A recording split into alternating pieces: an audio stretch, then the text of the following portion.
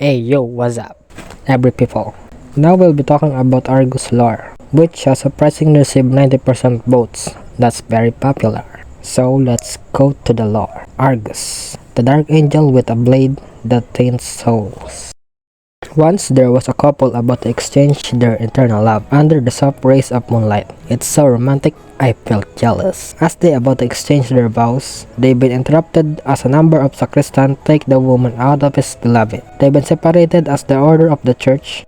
Damn those church! First they killed Mila and now this shit? Why can't we just get some good romance in Mobile Legends? The belief of the monastery of light, in order to bring holiness to the land, a maiden must give birth to an angel inside of her. So the reason they take the poor woman away is all because she had been chosen to bear the Lord's of Light child. That's some absurd shit right there. She'll be forcefully drink a holy water. Suspicious holy water. Hey yo. As from that day, she became pregnant, her belly swelling by days. Her face grew haggard. She longs for her lover, and reminiscent of her past. She bare the Lord of Light's child for 2 years. That's twice the normal pregnancy, you know. She finally decided to escape the monastery of light.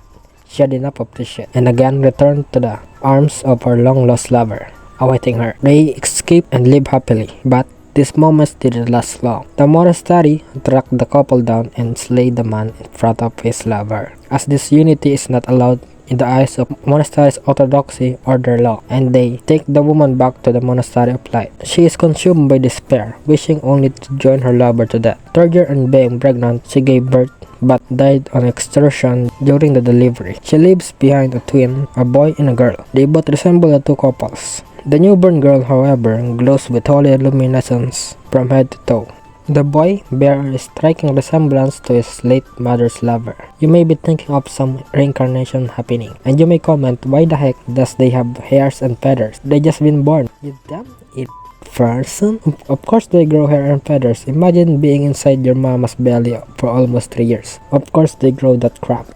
Anyways, as the Valkyrie's tradition of the church that those chosen to give birth to angels could only give birth to baby girls, and female angels are only allowed, the monastery realized that the boy is the son of the mother's lover. They initiate to execute the infant boy. This forbidden child can't live no longer. But as soon they are about to do so, the twin sister emitted a radiant blinding light that protected her brother. Despite of being a son of a human man, the infant boy still holds a power of an angel, just like his sister. So they decided to raise the twin together in the monastery of light. But in order to remain the legitimacy of only female angels, the boy's identity was kept a secret. The twins, Rafaela and Argus, both possess flawless looks and angelic powers, but they've been treated differently. Rafaela embodied divine beauty and purity, admired by all, a guardian against evil. Taking Rafaela as a representative who would face the masses with her inspiring presence, while Argus, kept hidden in the shadows, denied the glory that rightfully his. Despite the difference on their treatment, the bond of the twins are inseparable, care deeply for each other. Argus' faith for the light held strong for many years, just like her twin sister, and as Rafaela tried to stop the discrimination against her brother, Argus cherished her and didn't feel hatred on how popular and admired Rafaela is. In fact, proud on her achievement, he focused on the importance of defending what is right and pure, just like her sister. But still, however, both fight to do what's right. There is a conflict between the siblings on their attitudes toward humanity.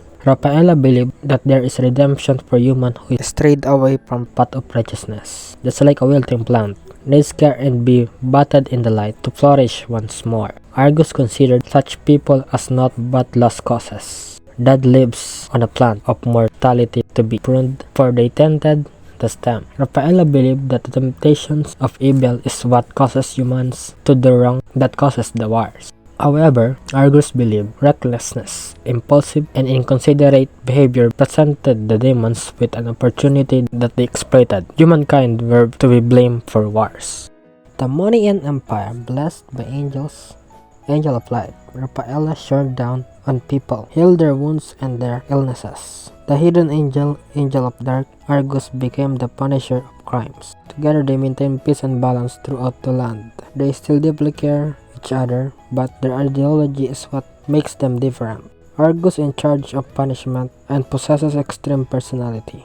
Still, the fear Argus inflicted was never enough to stop humanity to commit sins. Argus pursued more power to confront evil. Argus is still a child of a man. In the end, their ideals for humanity are right. Argus' temptation to power and his impulsive decisions attracted the evil Lord Abyss exploits him. His test for humanity and Lord Abyss' rivalry against them, seeing Argus as the great weapon to defeat his enemies. One day, upon the battlefield, Argus chased down an escaping horde of demons. His sister urged him to fall back, but he valiantly forged onward. The abyssal demons set a trap before him, but Argus seen this ambush as his advantage. His resilience and formidable strength turn the tables on his foes, allows him to take deep into their camp. He wiped out demons and humans that allied with them.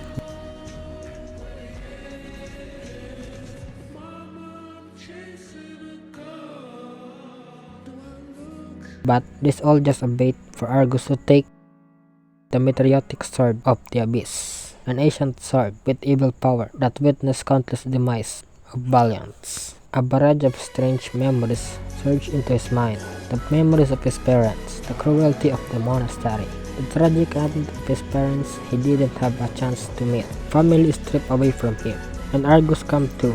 He finally understood why the monastery of light had been covered up his true identity. He finally realized why he was the only male angel. He learned he's no angel, but an offspring of a human, and his fellow humans slain his parents to exploit his power as their own.